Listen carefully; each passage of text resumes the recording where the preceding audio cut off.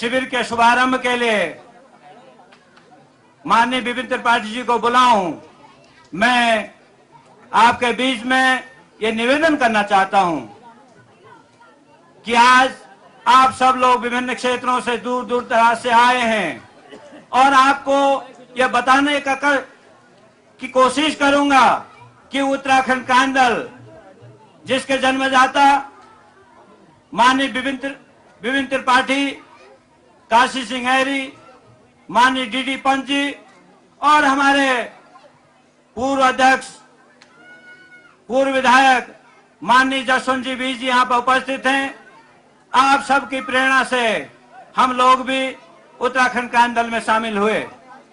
मित्रों, हम कहना चाहते हैं कि आज जब राष्ट्रीय दलों की चकाचौंध है और 25 वर्ष इस उत्तराखंड कांडल ने अपने इस आंदोलन में लगा दिए, आपके किसी गधेरे से लेकर के किसी चोटी तक का कोई गांव नहीं होगा जिसका उत्तराखंड कांडल ने प्रतिनिधित्व न किया हो, वहां पर आंदोलन न किया हो। मित्रों, हम कहना चाहते हैं कि आज इतनी बड़ी कुर्बानी के बाद जो राज्य मिला है, जो उत्तराखंड क्रांति दल ने जिस बीड़े को उठाया, एक समय ऐसा होता था जब माननीय जसवंत जी बीज जी इसके अध्यक्ष होते थे तो 2-4 लोग इसमें होते थे और तमाम राष्ट्रीय दल ये कहते थे कि ये पागल हैं, कभी राज्य नहीं बन सकता, यहाँ के लोग राज्य नहीं चाहते, यहाँ के लोग अगर राज्य बना देंगे तो क्या खाएंगे। स्थितियां तब राष्ट्रीय दलों की थी, लेकिन उत्तराखंड क्रांति दल ने गांव गांव जाकर के जिस अलग को जगाया, इस बात का मैसेज गांव गांव तक पहुंचाया कि अगर राज्य बनेगा तो उत्तराखंड खुशहाल होगा। अगर हम पहाड़ की जवानी और पहाड़ के पानी को रोक लेंगे तो हम पहाड़ की तस्वीर बदल देंगे। मित्रों, कारवां बढ़ता गया। दिल्ली का वो रैली भी आपके सामने उदाहरण है इस बात की कि लाखों लाख लोगों ने दिल्ली में प्रदर्शन किया और हमारे राष्ट्रीय नेताओं के षड्यंत्र से वो तमाम जो हमारी उतनी बड़ी रैली थी वो फेल हुई। उसमें तमाम हमारे उत्तराखंड के राष्ट्रीय दलों के नेताओं का षड्यंत्र रहा है। मित्रों, हम कहना चाहते हैं उसके बाद जो चुनाव हुआ, उसके बाद जो जनादेश कांग्रेस को मिला और उससे पहले जो केयर टेकर सरकार भाजपा की रही, उनको एक मौका मिला। जिन्होंने कभी आंदोलन नहीं किया, जिन्होंने कभी राज्य की बात नहीं की, उनको फकौट में फ्री फंड में अगर राज्य मिल गया, सत्ता मिल गई, तो आज जो हालत पूरे राज्य की है, आज जो बद से बदतर हो रही है राज्य की, विकास के नाम पर जो बंदरमाट हो रही है। मित्रों, हम कहना चाहते हैं कि जिन्होंने पीड़ा सही हो उनसे पूछिए कि राज्य का आंदोलन क्या रहा है। जिन्होंने देश की आजादी की लड़ाई लड़ी हो उनसे पूछिए देश की आजादी की कितनी बड़ी कुर्बानी लोगों ने दी है। जिन्होंने ऊपर ही ऊपर मलाई खाने का काम किया है, उनको न इस समाज की पीड़ा है न इस प्रदेश की पीड़ा है। मित्रों, हम कहना चाहते हैं कि 25 साल के अंतराल में उत्तराखंड क्रांति दल ने तमाम उतार चढ़ाव देखे हैं। हमारे तमाम मित्र इससे जुड़े हैं, कई लोग इसे गए हैं। हम कहना चाहते हैं कि जो अपने दल का नहीं हो सकता वो आपका भी नहीं हो सकता, वो किसी सत्ता का भी नहीं हो सकता, समाज का भी नहीं हो सकता है। जो दल छोड़कर जाने की बात करते हैं, हमारे तमाम मित्र आज भी हैं, हम उनका स्वागत करते हैं। हमारे पुराने साथी भी हैं। आप आइए, हम संगठित होकर इस आंदोलन को लड़ेंगे। आज जो राज्य की हालत है, आज राजधानी की मांग को लेकर के हमने उत्तराखंड क्रांति दल ने सन 1980 में ब्लूप्रिंट तैयार किया था। सारे उसमें वैज्ञानिकों से लेकर के, आपके भूगर्भवेताओं से लेकर के, यहाँ के जिलाधिकारी कमिश्नर से लेकर के आपके गैरसैंण की जमीन को चयन किया गया जिसमें 9 लाख रुपया खर्च हुआ। लेकिन आज की जो मौजूदा सरकार है उसमें बैठे हुए विधायकों की जो चमचमाती कारों का जो नशा है और वो जो 5 स्टार होटलों का नशा उनको नजर आ रहा है, उनको आपके पहाड़ के गांव से कोई लेना देना नहीं है। उनको देहरादून के ठाट-बाट से लेना देना है। इसलिए मित्रों, हम कहना चाहते हैं कि गैरसैंण राजधानी उत्तराखंड का सबसे प्रथम मुद्दा है। हमने आपके देहरादून में 50,000 से 1 लाख के लगभग रैली की है। वहां पर इतने जन सैलाब को पहुंचा। हमने कहा कि अगर उत्तराखंड की राजधानी बनेगी तो गैरसैंण में बनेगी। हमने शिलान्यास किया 1980 में, आपके 82 में, आपके गैरसैंण में। हम कहना चाहते हैं कि उत्तराखंड क्रांति दल ने तमाम उन मुद्दों को, उन विचारों को दिया है कि गैरसैंण राजधानी कोई खेल नहीं है। हमने उस मुद्दे को ऐसे नहीं रखा है। हम कहना चाहते हैं इस मंच के माध्यम से, केवल उत्तराखंड क्रांति दल है जिसने कुमाऊं और गढ़वाल के लोगों को जोड़ने का प्रयास किया है, जिसने कहा कि हम भाई हैं, हम आपस में मिलकर रहेंगे, हम इस प्रदेश का विकास करेंगे। लेकिन दुर्भाग्य है कि राष्ट्रीय पार्टियों ने कुमाऊं गढ़वाल के लोगों को बांटने का प्रयास किया, उन्होंने जात बिरादरी के नाम पर बांटने का प्रयास किया। मित्रों, हम कहना चाहते हैं कि हम अपना विकास चाहते हैं तो हमारी राजधानी गैरसैंण बनेगी और उसके लिए पुनः हमको जनमत संग्रह से लेकर के आंदोलन करने की आवश्यकता पड़ेगी। आज की इस गोष्ठी के सम्मानित अध्यक्ष जी, हमारे इस दल के संस्थापक, पूर्व विधायक और हमारे वयोवृद्ध बुजुर्ग सम्मानित जसवंत सिंह बिष्ट जी, हमारे दल में आज ही इस बृहद समारोह में शामिल हुए और पूरे उत्तराखंड की पीड़ा को संजोए हुए मेरे भाई सम्मानित श्री प्रेमवल्लभ बलोदी जी, उनके साथ दिल्ली से आए हुए हमारे कर्नल नौटियाल जी, खीमानंद बलोदी जी, हमारी बहन कल्पना चौहान जी, बहन बहुगुणा जी, कुंवर सिंह राणा जी, नारायण दत्त लखेड़ा जी, गोवर्धन सिंह नेगी जी, भूपाल सिंह जी, विशिष्ट अध्यक्ष उत्तराखंड समाज, विनोद केवनी जी, रणजीत सिंह राणा जी, हमारे दल के केंद्रीय उपाध्यक्ष श्री KR सिंह जी एडवोकेट, हमारे महिला संगठन की उत्तराखंड की केंद्रीय अध्यक्षा बहन विजयाधानी जी, हमारे केंद्रीय मंत्री भाई नरेंद्र पाठक जी, हमारे नैनीताल जनपद की जिलाध्यक्ष महिला श्रीमती दीपा भंडारी जी, हमारी अल्मोड़ा जनपद की महिला अध्यक्ष बहन रावत जी, हमारे केंद्रीय युवा उत्तराखंड क्रांति दल के केंद्रीय अध्यक्ष जगदीश बुधानी जी, हमारे जिला पंचायत सदस्य द्वाराहाट श्री कैलाश भट्ट जी, जिला पंचायत सदस्य चौखुटिया राजेश चौधरी जी, जिला पंचायत सदस्य मासी बहन बसंती देवी जी, हमारे जिला युवक समिति के अध्यक्ष मनोज अधिकारी जी, जिलाध्यक्ष नैनीताल भाई भुवन जोशी जी, हमारे युवक समिति के चौखुटिया ब्लॉक इकाई के अध्यक्ष श्री बीरेन्द्र सिंह बिष्टी जी, हमारे केंद्रीय सचिव भाई पान सिंह रावत जी, हमारी बहन चंपा जोशी जी, हमारे रामनगर से, खटीमा से, टनकपुर से, हल्द्वानी से, अल्मोड़ा, विभिन्न जनपद के विभिन्न क्षेत्रों से आए हुए पार्टी के सभी सम्मानित के लिए लगातार कई दिनों से प्रयास किया है हमारे केंद्रीय महामंत्री भाई पुष्कर पाल जी, हमारे इस सभा के संचालक हमारे जनपद के उपाध्यक्ष भाई बलवंत सिंह नेगी जी, पत्रकार US नेगी जी, हमारे अमर उजाला के यहाँ के पत्रकार जगदीश जोशी जी, दैनिक जागरण के पत्रकार चंद्रशेखर सनवाल जी। हमारे लिए ये बड़े सौभाग्य की बात है कि पहला चिंतन शिविर है राज्य बनने के 2 वर्ष बाद, और इस चिंतन शिविर की शुरुआत मां सरस्वती की वंदना के साथ साथ जिन लोकगीतों से हुई, वो लोकगीत भी आपके सामने इस चिंतन शिविर की सार्थकता को प्रदर्शित करते हैं।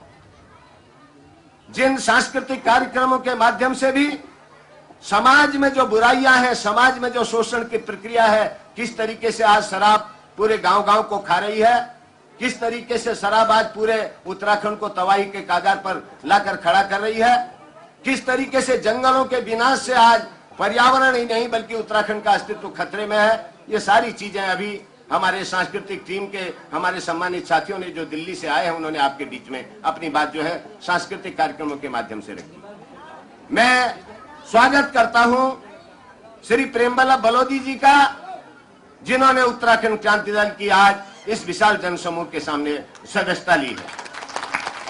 मैं स्वागत करता हूं उनके साथ आए हुए उन तमाम मित्रों का, जिन्होंने देर से ही सही इस बात को स्वीकार किया है कि अगर उत्तराखंड का भविष्य बनना है तो उत्तराखंड की जनता ही बना सकती है उत्तराखंड को।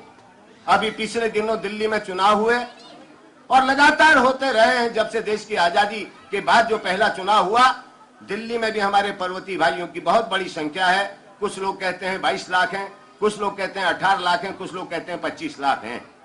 लेकिन वो शक्ति जितनी बड़ी संख्या पहाड़ के लोगों की दिल्ली में है, चाहे वो प्रशासन का क्षेत्र हो, चाहे वो शिक्षा का क्षेत्र हो, चाहे वो राजनीति का क्षेत्र हो, कोई ऐसा क्षेत्र नहीं है हिंदुस्तान का जिसमें उत्तराखंडी न हो और उत्तराखंडी की अपनी ईमानदारी की, अपनी मेहनत की, अपनी साफगोई की पहचान न हो। लेकिन दुर्भाग्य भी हमारे साथ हमेशा बना रहता है। एक कहावत है कि अगर एक जार में केकड़ों को रख दो तो केकड़े के ऊपर ढक्कन लगाने की जरूरत नहीं है, एक केकड़े की टांग दूसरा केकड़ा खुद खींच लेता है। ठीक वही हालत पर्वतीय समाज की भी है। वो कभी संगठित नहीं हो पाया, इतिहास इस बात का साक्षी है। और जब भी कुछ लोग आगे बढ़ना चाहते हैं, दूसरा उसको पीछे खींचने की कोशिश करता है। दिल्ली के चुनाव के बारे में भी मेरी हमेशा ये राय रही है, उत्तराखंड क्रांति दल एक क्षेत्रीय दल है। 1979 में डॉक्टर डी.डी. पंत के नेतृत्व में इस दल का गठन हुआ और श्रद्धेय उत्तराखंड के गांधी, पर्वती गांधी बड़ुन जी के संरक्षण में और उनके मार्गदर्शन में यह दल आगे बढ़ा। 22 साल तक हमने राज्य की लड़ाई लड़ी और 1994 क्या है, वो ऐतिहासिक आंदोलन भी है जिसमें हिंदुस्तान का कोई हिस्सा ऐसा नहीं था जो इस राज्य आंदोलन से प्रभावित नहीं हुआ हो। चाहे वो बंबई का पर्वतीय समाज हो, चाहे वो गुजरात का पर्वतीय समाज हो, चाहे वो दिल्ली का पर्वतीय समाज हो, जहां जहां भी पर्वतीय निवास करता है, सारा भारत आंदोलित हुआ, पर्वतीय समाज आंदोलित हुआ। और 1994 का वो ऐतिहासिक राज्य आंदोलन भी सबके सामने है, जिसने पहली बार हिंदुस्तान की जनता को यह बताया, जिसने राष्ट्रीय दलों को यह अवगत कराया कि किराए की लाखों भीड़ इकट्ठा करके भले ही थोड़ी देर के लिए लोग राजनेता बनने का नाटक करते हो, लेकिन पहाड़ से जिस तरीके से गंगा और यमुना निकल करके सारे देश को नया जीवन देती हैं, उसी तरीके से 1994 2 अक्टूबर का वो जन सैलाब, वो जनता की गंगा जो दिल्ली की सड़कों पर जो है सैलाब के रूप में निकली थी, ये दीगर बात है कि वो आंदोलन किन कारणों से असफल हुआ। मैंने पहले ही कहा कि हमारे लोगों की सोच बहुत छोटी है।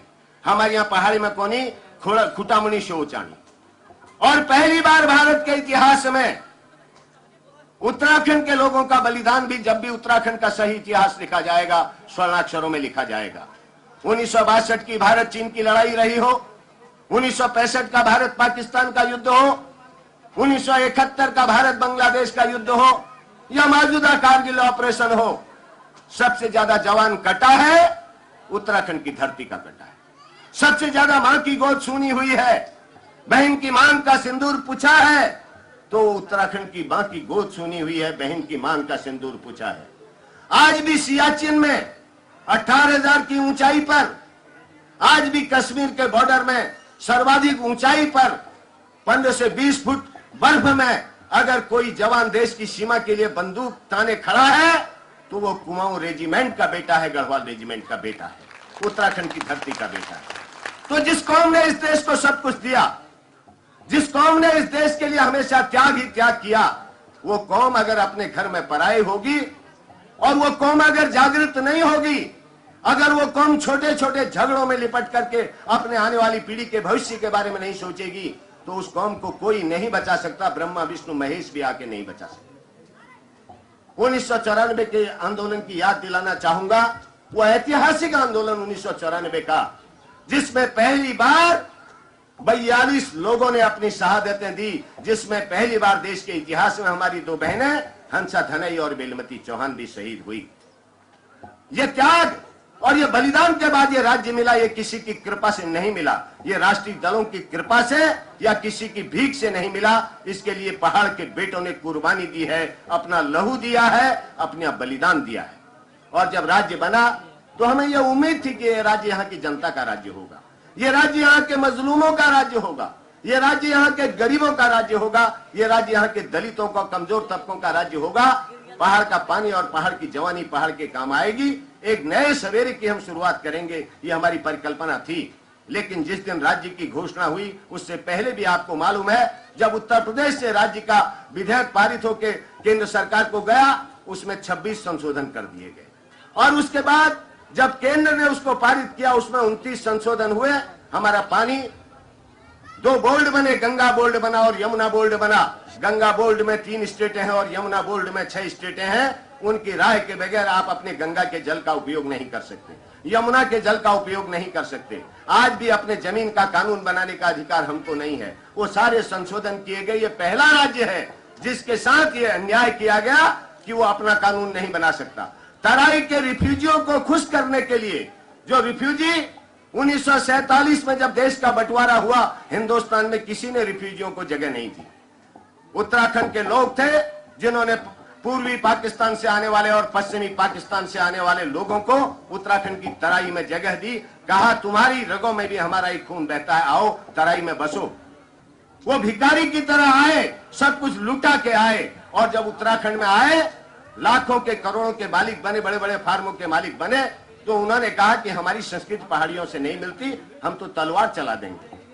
उनके हितों की सुरक्षा के लिए दिल्ली की सत्ता में बैठे लोगों ने राज्य के तमाम हितों के साथ कुठाराघात किया। और आज स्थिति यह है कि जब राज्य बना है, 2 साल हो गए हैं, 1.5 साल एक केयरटेकर सरकार रही और 2 साल ये हमारे कांग्रेस की चुनी हुई सरकार पंडित नरेंद्र तिवारी की सरकार सत्ता में है। और इन 2 सालों में सारे उत्तराखंड की जनता का मोह भंग हो गया। एक भी उद्योग, हमारी आज तक कोई कृषि नीति नहीं है, हमारी शिक्षा नीति नहीं है, हमारी रोजगार नीति नहीं है, हमारी उद्योग नीति नहीं है, हमारी पर्यटन नीति नहीं है। जब नीतियां नहीं है तो आपने कितने खड़ंजे बनाए, कितने रोडों का शिलान्यास किया, ये मायने नहीं रखता। किसी भी सरकार की पहचान उसकी नीतियों से होती है। और पूरे उत्तराखंड में आक्रोश है। आक्रोश इस बात को लेकर के है कि हमने विधानसभा में कई बार इस बात को रखा, ये ठीक है पहाड़ में पर्यावरण की सुरक्षा करनी है, पेड़ बचाने हैं, लेकिन पहाड़ में अगर बड़े उद्योग नहीं लग सकते तो कुटीर उद्योगों का जाल फैलना चाहिए। पहाड़ के लोगों को रोजगार मिलना चाहिए। आज रोजगार की स्थिति बहुत खराब है। जो पर्यटन है उसको विकसित किया जाना चाहिए। यहाँ पर बद्रीनाथ है, केदारनाथ है, गंगोत्री, यमुनोत्री, आपका जो है बागेश्वर, जागेश्वर जैसे तीर्थ धाम है। यहाँ पर धार्मिक पर्यटन विकसित हो सकता है, यहाँ पर आध्यात्मिक पर्यटन विकसित हो सकता है, यहाँ पर नैसर्गिक पर्यटन विकसित हो सकता है। लेकिन सरकार, जब उसकी कोई इच्छा शक्ति हो, जब सरकारों को इस बात की पीड़ा हो, दर्द हो कि वास्तव में इस कौम के लिए, इस समाज के लिए हमें कुछ करना चाहिए। फर्क इतना ही हुआ, उत्तर प्रदेश का एक छोटा टुकड़ा अलग हो गया। आज पहाड़ का आदमी अपने घर में पराया है। ये स्थितियां हैं, इसलिए आज इस गोष्ठी की सार्थकता है। ये गोष्ठी इसलिए रखी गई है, ये चिंतन शिविर इसलिए है कि उत्तराखंडियों जागो, पहाड़ के लोगों जागो, पहाड़ वासियों जागो। अगर नहीं जागे तो इतिहास कभी आने वाली पीढ़ियां आपको और हमको क्षमा नहीं करेंगी। ये आज की इस गोष्ठी का मुद्दा है, ये आज की इस गोष्ठी का मकसद है। 22 सालों तक हमारे लोगों ने न खा करके, न पी करके, भूखे रहकर, नंगे रहकर, सड़कों पर रहकर आंदोलन किया। और पूरे उत्तराखंड की जनता के सहयोग से, चाहे हमारे दिल्ली के भाई हो, चाहे हमारे बॉम्बे के भाई हो, चाहे हिंदुस्तान के किसी भी महानगर के हमारा पर्वतीय समाज हो, सबका सहयोग रहा, राज्य बना। लेकिन इस राज्य में आज भी किसी भी क्षेत्र में देख लीजिए उत्तराखंडी का क्या भविष्य है। अभी हमारी उद्योग नीति बन रही है। पिछले दिनों 8 दिन के लिए हाउस चला और हमने कहा सरकार से कि आपकी ये उद्योग नीति व्यावहारिक नहीं है, हम इस उद्योग नीति का बहिष्कार करते हैं। पंतनगर में 1700 एकड़ जमीन चयनित की जा रही है, सितारगंज में की जा रही है, आपके जो है आईडीपीएल ऋषिकेश में और बीएचईएल में जमीन छांटी जा रही है। कहा यह जा रहा है कि बाहर के उद्योगपति आए, उद्योग लगाएं। हमने कहा यह परंपरा आपकी पहले से रही। दिल्ली का उद्योगपति आए, बॉम्बे का उद्योगपति आए, मल्टीनेशनल आए, वो उद्योग लगाए, सब्सिडी खा के चला जाए, या उद्योग खड़ा रहेगा तो मजदूर भी बलिया से आएगा, मजदूर भी गोंडा से आएगा, मजदूर भी बस्ती से आएगा, फैक्ट्री मालिक भी बाहर से आएगा और सारी पूंजी हमारी खाएगा। हमने इस बात को कहा कि हमारे लोगों के लिए आरक्षित औद्योगिक नीति में स्थान रहने चाहिए। आया अगर 100 उद्योग लगते हैं तो कम से कम 70 उद्योग उत्तराखंडियों को मिलने चाहिए, चाहे वो जॉइंट सेक्टर में लगाए, चाहे वो व्यक्तिगत सेक्टर में लगाए, चाहे वो किसी भी सेक्टर में लगाए। और खास तौर से जो हमारा प्रवासी पर्वतीय है, जो पूंजी लगा सकता है, उसके लिए आरक्षण की व्यवस्था होनी चाहिए। ये बात मैंने हाउस में कही है, अभी इससे पहले जो सत्र हुआ था, और अभी जो होगा उसमें भी कहेंगे। हम उस उद्योग नीति को स्वीकार नहीं करेंगे। ऐसी सरकारों की जो लगातार 55 साल तक इस उत्तराखंड को लूटती रही हैं, उनकी धज्जियां उत्तराखंड की जनता उड़ाएगी, उनको पहाड़ की सरजमी पर पांव नहीं रखने देगी। ये हमारा संकल्प है। हमने इस बात को कहा है कि पहाड़ के बेटों ने इस देश के लिए अपना खून दिया है, तो पहाड़ के बेटों को इस बात का अधिकार मिलना चाहिए कि रोजगार से लेकर, पूंजी निवेश से लेकर, उद्योगों में लाभ से लेकर सारे क्षेत्र में उत्तराखंडी की हिस्सेदारी तय होनी चाहिए। उत्तराखंड के पर्यटन में उसकी हिस्सेदारी तय होनी चाहिए, उत्तराखंड की कृषि में उसकी हिस्सेदारी तय होनी चाहिए, उत्तराखंड के रोजगार में उसकी हिस्सेदारी तय होनी चाहिए, उत्तराखंड के उद्योग में उसकी हिस्सेदारी तय होनी चाहिए। अब हम क्लर्क या चपरासी बनने की बात तक इंतजार नहीं करेंगे। और इस बात को भी कहा है, कोई कौम हिंसक पैदाइशी हिंसक नहीं होती, चाहे वो नागालैंड के लोग हों, चाहे वो मिजोरम के लोग हों। अगर उन्होंने बंदूकें उठाई तो सरकारों की, केंद्र में बैठी सरकारों की अदूरदर्शी नीतियों के कारण।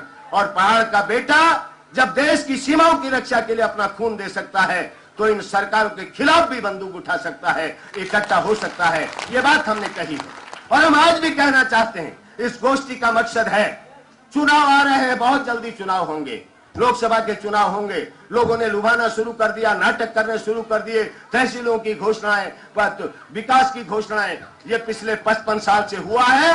ये दोनों राष्ट्रीय पार्टियां, चाहे वो कांग्रेस हो, चाहे वो भारतीय जनता पार्टी हो, पहाड़ और पहाड़ियों की नंबर 1 की दुश्मन है और हमेशा रहेंगी। ये बात मैं कहना चाहता हूं। अगर आप चाहते हैं कि इन राष्ट्रीय पार्टियों को इस उत्तराखंड की सरजमी से नेस्तनाबूद किया जाए तो आपको क्षेत्रीय ताकत बनानी पड़ेगी। एक बार जब आसाम में क्षेत्रीय पार्टी आ सकती है, नागालैंड में आ सकती है, मिजोरम में आ सकती है, महाराष्ट्र में आ सकती है, तमिलनाडु में आ सकती है, उड़ीसा में आ सकती है, चंद्रबाबू नायडू की सरकार वहां विकास की नई धारा बहा सकती है, तो क्या कारण है कि उत्तराखंड में क्षेत्रीय राजनीतिक दल सत्ता में क्यों नहीं आ सकता? यह भी आज की बहस का मुद्दा होना चाहिए। हमेशा लोगों ने बहुत छोटा सोच क्या हुआ, मैं बस कहना चाहता हूं, मैंने दिल्ली की राजनीति को देखा है, मैं ज्यादा बहुत नहीं जाता।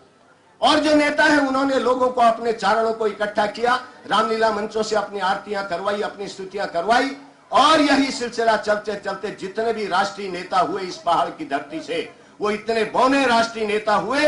वो दिल्ली के तख्ते ताउस पर विराजमान भले ही रहे हों, लेकिन कभी उनको पहाड़ की धरती ने एक छत्र अपना नेता नहीं माना। वो कितने ही बड़े केंद्र में बैठे हुए नेता, चाहे कांग्रेस के रहे हो, चाहे भाजपा के रहे हो, क्योंकि उनका कोई दर्द इस उत्तराखंड के प्रति नहीं रहा, उनकी कोई पीड़ा इस उत्तराखंड से नहीं रही, उनकी कोई इस पहाड़ के आम आदमी के हित के प्रति कभी चिंता नहीं रही। उनको दिल्ली की कुर्सी ज्यादा प्यारी रही। और इसीलिए जब भी राज्य आंदोलन हुआ, उन तथाकथित राष्ट्रीय नेताओं ने हमेशा राज्य आंदोलन का विरोध किया। ये तो अलग बात है कि जनता का बलिदान था, जनता का त्याग था, उन शहीदों का बलिदान था, हमें राज्य मिला। अन्यथा ये राष्ट्रीय नेता चाहते तो कभी ये उत्तराखंड राज्य नहीं बनता। हमारे पास माइक्रो हाइडल परियोजनाओं को अगर हम सही रूप से कार्यान्वित कर सकें तो आज उत्तराखंड सिर्फ लघु पन बिजली योजनाओं के माध्यम से ही पूरा राज्य आत्मनिर्भर बन सकता है। हमारे पास सारे खनिज हैं, हमारे पास कृषि का इतना विशाल उत्पादन है। आज भी पूरे उत्तराखंड को खिलाने के बाद 10 लाख टन से ज्यादा नेशनल पूल में जाता है। उसके अलावा ऐसा पर्यटन का क्षेत्र पूरे हिंदुस्तान में कहीं नहीं है जहां धार्मिक पर्यटन है, जहां आध्यात्मिक पर्यटन है, जहां नैसर्गिक पर्यटन है। उसके अलावा हर क्षेत्र में उत्तराखंड अपने में सक्षम है। लेकिन दुर्भाग्य है कि जो सत्ता में बैठे लोग हैं, या जो सत्ता में बैठे रहे, या जो कल के दिन फिर लोगों को शब्दबाज दिखाकर दिल्ली के तख्ते ताउस पर बैठना चाहते हैं, वो नहीं चाहते कि वास्तव में उत्तराखंड का आम आदमी, यहाँ के फटेहाल, यहाँ के गरीब, यहाँ से सबसे कमजोर और यहाँ के दलित के घर का भी चिराग जले, उसका बेटा भी स्वाभिमान के साथ खड़ा हो। उत्तराखंडी को भी लगे कि ये राज्य मेरे लिए बना, मेरे बच्चों के लिए बना, आने वाली पीढ़ी के लिए बना। ये उनका सोच नहीं है। इसलिए इस गोष्ठी का महत्व इसलिए भी बढ़ जाता है। जो भी वक्ता यहाँ पर अपनी बात रखेंगे, बीच बीच में सांस्कृतिक कार्यक्रमों के माध्यम से भी इस गोष्ठी की सार्थकता से आपको अवगत कराया जाएगा। और भिक्षाशरण तो हमारा केंद्र रहा है।